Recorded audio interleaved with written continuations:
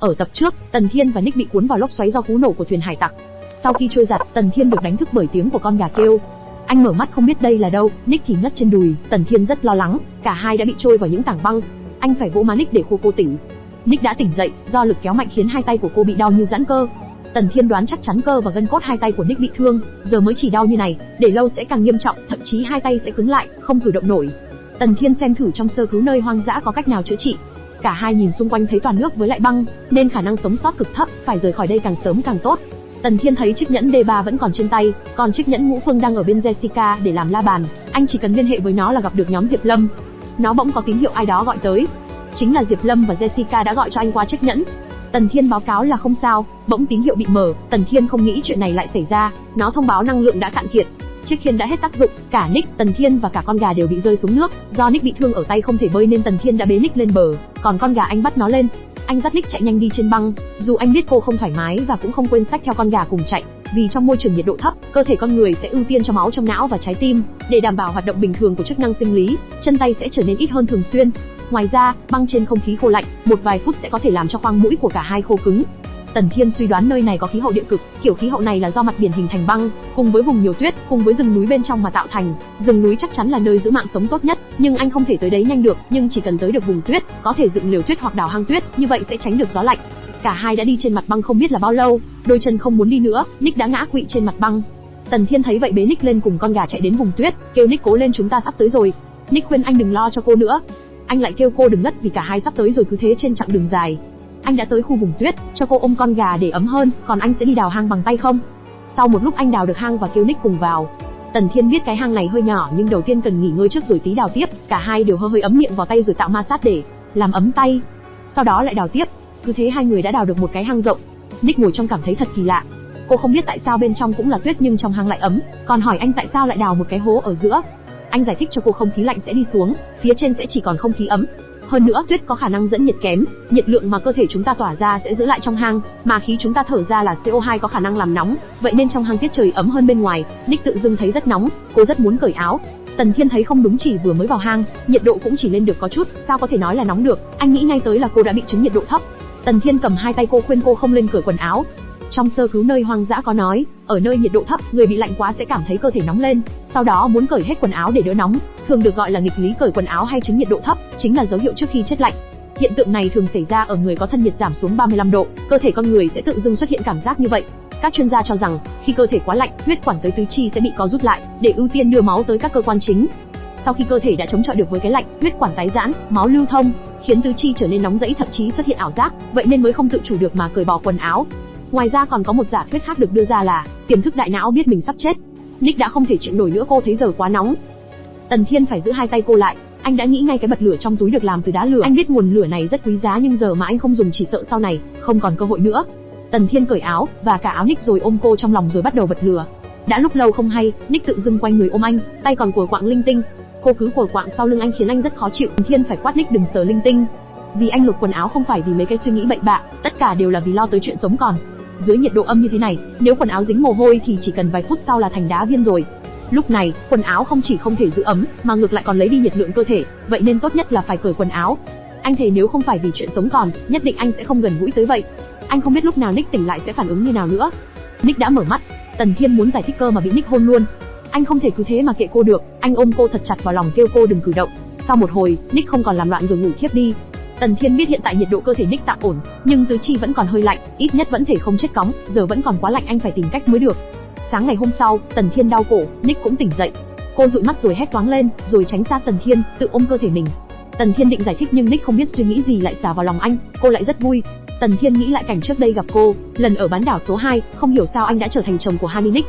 Vì lúc đó phải làm thế mới có thể bảo vệ an nguy cho Nick, vậy nên trước giờ anh chưa từng quá để tâm đến danh phận ấy. Sau vụ đó, anh đã quyết định quên luôn, nhưng hiện tại Nick có vẻ chưa từng quên chuyện ấy.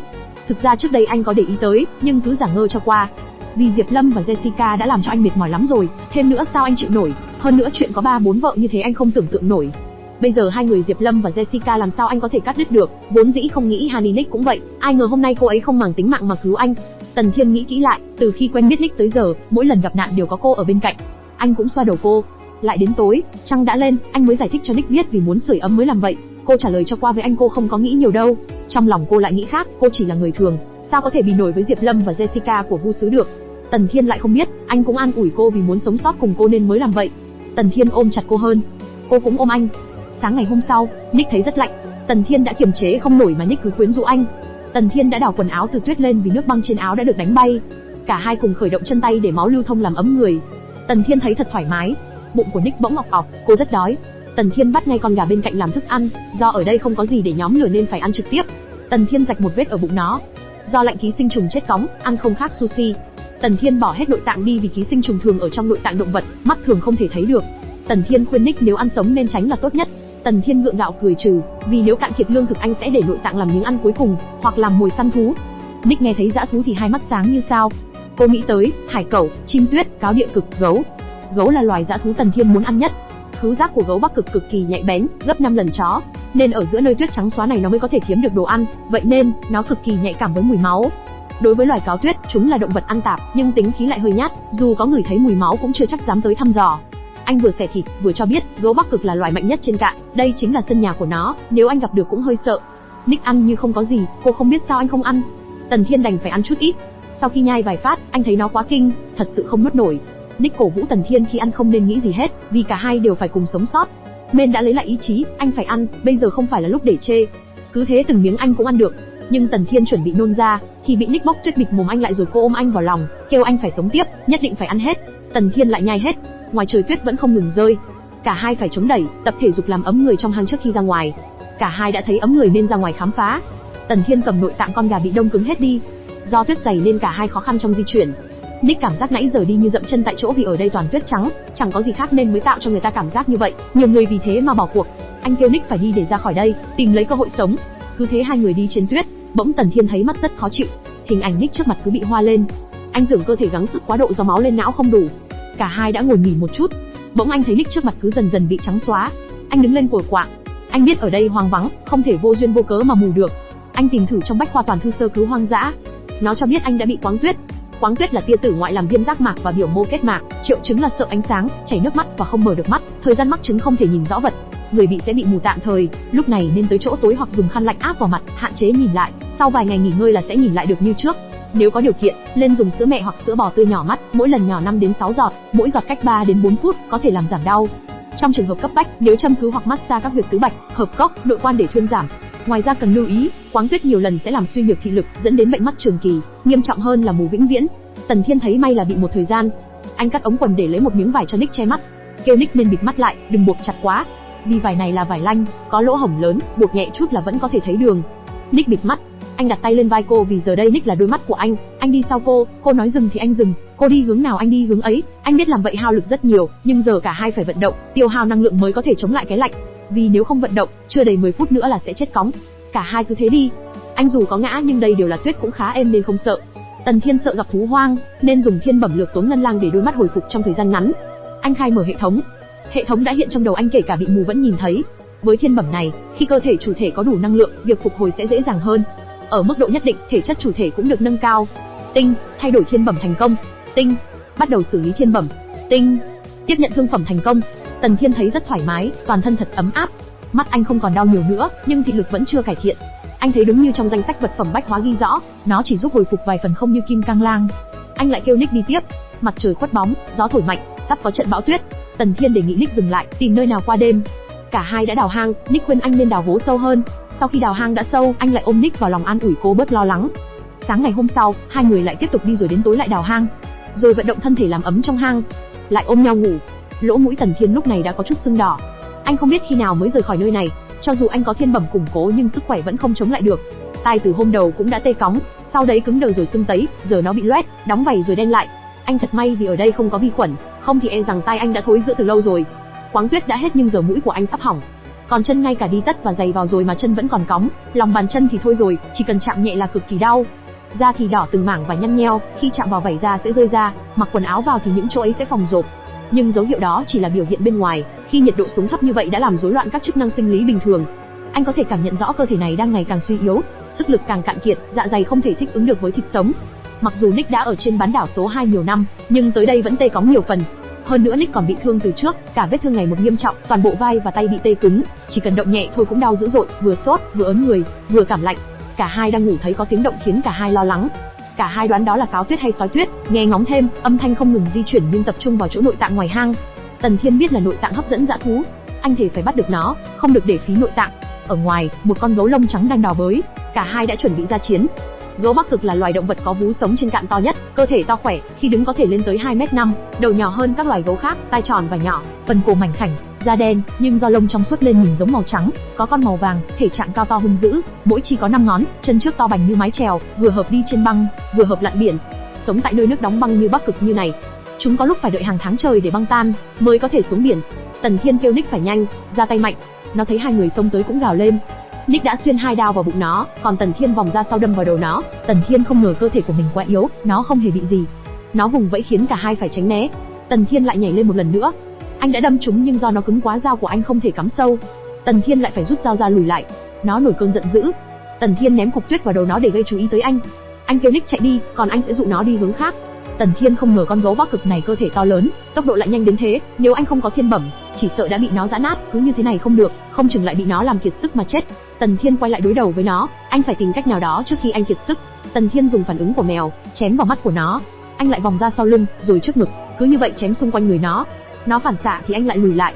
Tần Thiên thấy cách này quá được, anh có thể hoàn toàn giết chết nó tại đây. Nó đứng gào trước mặt Tần Thiên xong rồi quay đuôi bỏ chạy. Tần Thiên giờ mới biết nó giả vờ lừa người. Anh phải chạy theo, anh rất bực mình vì nó đã ăn đồ của anh rồi mà còn dám chạy. Trong đầu anh lúc này chỉ nghĩ đến đồ ăn và lông gấu Bắc Cực có thể làm chăn, chống lại cái rét. Nói chung anh không thể tha cho nó được. Anh đã đuổi kịp nó, xiên một nhát vào cạnh sườn, nó vẫn còn sức chạy. Nick tới, cô gọi tên anh. Bất ngờ nó lại quay đầu húc Tần Thiên một cái, khiến anh văng mạnh xuống tuyết. Tần Thiên nghĩ con gấu này thành tinh rồi, nó có thể làm động tác giả xong quay lại quả rất thông minh. Lúc này nó đứng trước mặt Tần Thiên. Ngay giây phút anh tưởng toi đời, anh bình tĩnh dặn lòng phải đứng lên. Lúc nó giơ chỉ trước lên không trung, Nick đã phóng đao vào nó, kêu Tần Thiên đừng để bị thương.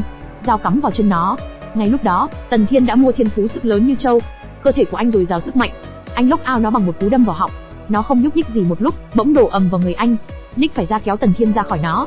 Cả hai nhanh chóng xẻ bụng nó rồi cởi áo chui vào. Ở bên trong, Nick thấy rất ấm. Nhiệt độ cơ thể của gấu đang xuống, cả hai không thể ở trong này mãi được. Nick đã khỏe hơn nhiều. Tần Thiên kêu Nick đào hố tuyết cho đêm nay, anh sẽ tặng cho cô một món quà. Sau khi đưa Nick món quà lông gấu được Tần Thiên chế tạo thành áo, còn có bọc tay, bọc chân bằng lông gấu, Nick rất vui.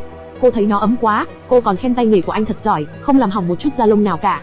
Tần Thiên hiểu qua về tổ chức dưới da của gấu Bắc Cực nên làm trơn tru. Anh còn khoe với cô tấm mền cộng phần lót dưới là lông gấu, kêu cô, hôm nay đắp nó vào ngủ một giấc thật ngon nhé. Tần Thiên thấy cô vì cứu anh nên cánh tay Nick mới bị thương, có thể thời gian gần đây phải sống trong môi trường tuyết lạnh, là cơ thể đã đạt tới giới hạn. Cả hai đều ôm nhau đắp chăn ngủ. Hôm sau, cả hai không ngờ thiếp đi một lát mà đã ngủ mất một ngày một đêm. Tinh thần đã tốt hơn nhiều, vết thương do giá rét gây ra Tần Thiên đã thấy đỡ hơn. Anh lấy mắt gấu cho Nick ăn. Cô không biết nó là gì và nó không ngon chút nào. Tần Thiên lại cầm tròng mắt còn lại của gấu trong tay giới thiệu với cô vì bên trong có chứa axit béo, rất nhiều vitamin, được cấu thành từ những vật chất đa nguyên tố có tính đàn hồi như collagen, lipopolysaccharide đối với cơ thể có tác dụng cực kỳ tốt. Tần Thiên vừa nói vừa ăn, nhưng sau khi nhai nó biểu cảm của anh rất ớn sợ, mà còn cố ra vẻ giơ ngón cái rất tuyệt. Nick nhìn thấy mà cười bò. Anh đã nôn ra ngay sau đó. Nick chọn thịt những chỗ ngon nhất, có ích nhất mang đi vì cô đang bị thương nặng. Cả hai lại nghỉ ngơi ở đây đến khi nào khỏe rồi xuất phát. Cả hai lại vào trong ngủ.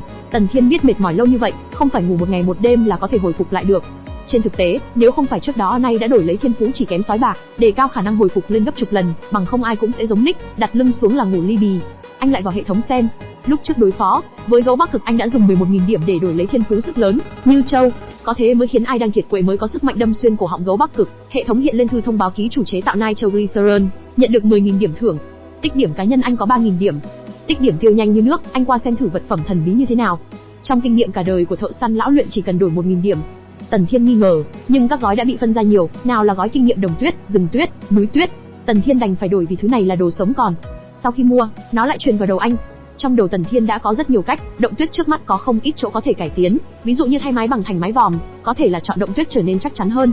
Anh đề phòng tránh tiếp tục xảy ra tình trạng gấu Bắc Cực tấn công căn cứ, tốt nhất nên lắp đặt một lối ra vào ở phía trên, làm vậy sẽ không cần lo lắng trở thành ba trong dọ nữa. Hơn nữa, lựa chọn vị trí này để dựng động tuyết cũng không ổn, tuyết động rơi thẳng xuống phía dưới khác với tuyết động được tạo thành nhờ gió thổi ra nơi xa. Cái trước nặng và đặc, còn cái sau thì kém hơn một chút. Nếu không phải còn cần giữ lại chút tích điểm để làm con bài tẩy, anh thật sự muốn đổi hết mấy gói kinh nghiệm đó. Những thứ nằm trong gói kinh nghiệm này, tài sản vô giá mà một thợ săn lão luyện tự anh trải qua, không phải là thứ chỉ cần đọc sách là học được. Tần Thiên tự tin, anh nắm tay lại quyết tâm thoát khỏi đồng tuyết này. Dựa theo những gì gói kinh nghiệm đồng tuyết viết, Thời gian sử dụng nhà băng và động tuyết tốt nhất không nên vượt quá 7 ngày, bằng không sẽ có rủi ro sụp đổ. Cả hai ở đây điều chỉnh 7 ngày rồi mới xuất phát. Buổi sáng ngày nào đó, hai người xuất phát mang theo lương thực, tuyết phủ rất dày, cả hai đang đi Tần Thiên thấy sức gió càng ngày càng nhỏ, xem ra nhóm anh đã ngày càng đến gần vị trí trung tâm. Hiện giờ mỗi bước đi tuyết đã ngập đến tận đầu gối, cực kỳ khó di chuyển, anh tưởng ngay nếu có xe trượt tuyết thì tốt biết bao, nhưng ở cái đồng tuyết mênh mông bao la này, ngay cả cọng lông còn không có thì lấy đâu ra nguyên liệu nằm ván trượt. Cả hai chỉ đành đi từ từ. 2 ngày hôm sau, Nick thấy phía trước có thứ gì đó, còn Tần Thiên lại chẳng thấy gì. Nick thấy phía trước là một cái cây, cô còn tưởng cô bị ảo giác. Tần Thiên nhìn kỹ lại thì đó không phải là ảo giác, anh chắc chắn phía trước là cây. Cả hai đều nhanh đi xem. Nick nhìn thấy cái cây này nó đã bị chết khô, Tần Thiên bỗng ôm Nick vào lòng vui vẻ cho biết, cuối cùng cả hai cũng đã tới khu rừng tuyết. Vì cái cây này ở gần khu rừng núi trung tâm khu vực đồng tuyết E7. Cả hai thấy tới đó còn cần nhiều thời gian nên tạm dừng nghỉ ngơi ở đây. Nick xung phong đào hang, cô không thích ngồi một chỗ, còn Tần Thiên đi nhặt củi. Những cây bị chết khô từ lâu độ ẩm đã bay sạch nhờ trải qua gió thổi nắng chiếu. Sau khi mang về, Nick cùng Tần Thiên chẻ củi, Tần Thiên lấy đầu nhọn của lưỡi dao vặn ốc mở hộp bật lửa để lấy lõi bông được tẩm dầu hỏa ra, rồi cho nó tiếp xúc với tia lửa. Nó tạo lửa rất nhanh. Cả hai đều vui sướng. Ngồi chưa được bao lâu bị gió thổi, cả hai đành đào hang sâu hơn rồi rời lửa chạy vào trong. Vừa đào xong thì trời vừa tối, không biết của hang động vì để khói còn thoát ra. Đã có lửa, cả hai cùng ngồi nướng thịt ăn rất ngon dù không có gia vị, nhưng cũng xứng danh mỹ vị thượng hạng.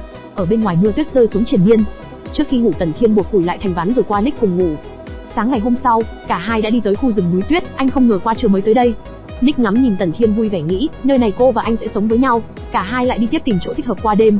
Nhưng cả hai đi thì bị quay về chỗ cũ, nơi có vết chân đã đi nên đành qua đêm ở ngay chỗ đó. Nick lo lắng vì ở đây không có sườn dốc để tránh gió, không thông thoáng, tuyết trên mặt đất còn cực kỳ mịn nên không thể đào động, cô không biết qua đêm thế nào. Tần Thiên đã có cách, anh chặt một cái cây to cho nó đổ xuống để trừ gốc cao. Cả hai lại đi tìm kiếm thêm ít cành cây có chạc kèm nhiều lá, và bẻ những đoạn không cần thiết rồi vác về. Nick buộc chắc phần trụi, rồi đặt các chạc nhỏ lên. Còn Tần Thiên lấy tuyết phủ kín khe hở giữa những lá cây, để tránh gió lạnh luồn vào bên trong làm mất đi hơi ấm. Cái này giống với lều trước đây anh xuyên không tới đảo số 2 cùng Diệp Lâm. Anh nhớ Diệp Lâm và mọi người, không biết giờ mọi người thế nào rồi. Cả hai nhóm lửa, Nick lại ngồi dựa vào anh cùng sưởi ấm. Bỗng Nick thấy lòng bàn tay rất ngứa ngáy, khi cô giơ lên thấy có máu. Cô thấy mũi của Tần Thiên cũng đang chảy máu. Tần Thiên đành lấy tuyết đáp lên để hạ nhiệt độ cho mũi. Anh an ủi cô rằng anh không sao, vì cơ thể ấm dần lên cộng với lưu lượng máu tăng nhanh khiến cho mao mạch mũi đang co lại, vì lạnh không thể thích ứng kịp thời, dẫn đến việc mao mạch vỡ ra gây chảy máu mũi. Nick định làm như Tần Thiên nhưng bỗng cánh tay cô đau nhói. Anh khuyên cô mấy ngày gần đây đừng cử động, rồi lấy tuyết đắp lên mũi cho cô, khuyên cô nghỉ ngơi cho tốt, ngủ một giấc thoải mái. Anh ôm cô vào lòng. Anh ngồi thức trông đêm, mặc dù trên đường tới đây không hề có dã thú nhưng anh biết khu rừng này tuyệt đối không an toàn, ẩn sâu trong sự yên tĩnh này nhất định có nguy hiểm uy hiếp đến tính mạng. Anh dặn lòng không được ngủ thiếp đi. Cứ thế anh thiếp đi lúc nào không hay, khi nghe thấy tiếng lửa cháy tách tách mới choàng tỉnh. Lắc đầu cho tỉnh táo. Anh biết dù đã kết nối với nhóm Diệp Lâm qua nhẫn, nhưng bọn họ tìm tới đây rất khó. Anh phải động não để tỉnh, suy nghĩ về những chuyện đã xảy ra khi Nick và anh bị lốc xoáy hút. Đầu tiên anh và Nick bị hải lưu nằm giữa hai khu vực cuốn vào. May mắn nếu dòng hải lưu không có nhánh rẽ, thì nhóm Diệp Lâm chỉ cần men theo dòng chảy hải lưu đó, tìm tới chỗ anh. Nhưng nếu nó có nhánh rẽ, hoặc anh và Nick đã trôi ra khỏi nó rồi mới dạt đến khu E7 này, vậy thì là anh và Nick phải tự lực cánh sinh để rời khỏi đảo. Cả hai không thể rời khỏi đây sớm, anh phải tìm cách sinh tồn lâu dài. Xét về tình hình hiện tại, nước có thể lấy từ tuyết động tan chảy, thức ăn cũng khá đầy đủ, trong thời gian ngắn thì không có gì phải lo lắng. Tần Thiên thấy điều quan trọng nhất là phải giữ ấm. Tần Thiên nhìn cái lều này thấy nó khá nhỏ, khó mà duỗi thẳng người, cơ thể không được nghỉ ngơi một cách tốt nhất, không hề có tác dụng phòng thủ nào, bất cứ loài dã thú nào có kích thước hơi lớn một chút đều có thể hủy hoại nó. Hiện giờ là mùa hè, nhiệt độ còn khá cao, đợi khi đến mùa thu, nhiệt độ ở đây chắc chắn sẽ thấp hơn nhiều so với hiện giờ. Tần Thiên phải tranh thủ xây được một căn nhà vừa chống lạnh vừa chống được dã thú, trước lúc đó. Ngoài ra anh còn phải nghĩ cách săn bắn để làm áo lông thú, bằng không dù có lửa trại hay nhà gỗ thì vẫn có khả năng sẽ bị cóng đến chết. Lửa đã tắt, trời đã sáng, Tần Thiên thấy Nick tỉnh thì cũng khuyên cô có thể ngủ thêm một lúc. Nick rất ngại vì để Tần Thiên thức cả đêm lại còn ôm cô. Cô cử động tay thì vẫn thấy đau. Tần Thiên biết chức năng cơ khiến cho phạm vi hoạt động bị bó hẹp lại, bởi vậy khi Nick cử động mới xuất hiện triệu chứng căng cứng như thế. Tần Thiên đề nghị cởi bỏ áo ngoài của Nick, anh bấm huyệt massage cho cô. Anh thấy trong bách khoa toàn thư cấp cứu sinh tồn trong đó cơ bản đều cần đến thuốc, tình huống hiện tại thì anh càng khó, nên dùng phương pháp massage để làm giảm đau, giúp cơ thể hồi phục nhanh hơn. Đầu tiên là bị căng cơ vai, trong khi chủ yếu sử dụng cách bấm huyệt, nắn gân và xoay vai, trong đó những huyệt có thể giảm chứng căng cứng bao gồm huyệt đài kiên, huyệt cử tý, huyệt thiên giáp. Nắn gân lần lượt xoa bóp các múi cơ ở trên, dưới khu vực bả vai để loại bỏ máu bầm và giảm đau. Xoay vai chính là để bệnh nhân gặp khuỷu tay xoay từ trong ra ngoài giơ lên cao, rồi lại xoay từ ngoài vào trong hạ dần xuống, cứ thế lặp lại 3 đến 5 lần. Ngoài ra có thể sử dụng châm cứu vào các huyệt kiên ngu, kiên tông, kiên tỉnh, hợp cốc, a thị, vân vân. Tần Thiên để Nick nằm nghỉ ngơi. Anh an ủi cô cho đỡ cảm giác vô dụng. Nick rất cảm động. Tần Thiên ăn thịt nướng của hôm qua ăn tạm rồi đi chặt 2 khúc gỗ làm cốc gỗ. Lấy than củi nóng bỏ vào gỗ để tạo lỗ, lấy dao vót cho gỗ tròn. Tần Thiên đã chế tạo xong 2 cốc gỗ. Anh cho tuyết vào rồi để bên cạnh đống lửa. Vì mấy ngày nay Nick đã nhiều ngày không uống nước. Tần Thiên cho cô một cốc, cô ước nó nóng một chút nữa thì tốt. Anh không thể vì ở đây không có hòn đá nào, nếu có anh sẽ đốt nóng đá rồi bỏ vào nước. Nếu đặt trực tiếp cốc nước gỗ đun nóng trực tiếp về lâu dài thì nó sẽ thành than củi. Nick uống xong Tần Thiên lại vỗ về Nick ngủ. Tần Thiên ra ngoài một lát, anh không thể đi quá xa Nick trong tầm mắt. Tần Thiên mở hệ thống mua gói kinh nghiệm đất tuyết, mới biết anh đã bỏ lỡ chi tiết này. Đó chính là tài nguyên ở gần đây cực kỳ ít ỏi, ngoài việc không có cây lương thực, đến dấu chân của động vật cũng không hề thấy một cái nào, bởi vì nơi đây nằm ở phần rìa khu rừng, càng gần đồng tuyết thức ăn càng khan hiếm, động vật cũng phải cần ăn, chỗ này lại chẳng có gì, tất nhiên bọn chúng sẽ không hoạt động ở đây. Tần Thiên thấy kế hoạch xây nhà phải lùi lại, nhiệm vụ quan trọng nhất của cả hai là đi sâu vào trong rừng, tìm một nơi thích hợp cho việc sinh tồn lâu dài. Trước khi hành động anh chuẩn bị một vài thứ. Cây bạch dương, một trong những loại cây chịu lạnh rất tốt, chiếm 1/3 số lượng cây trong khu rừng này, còn 2/3 còn lại là cây thông và cây linh sam.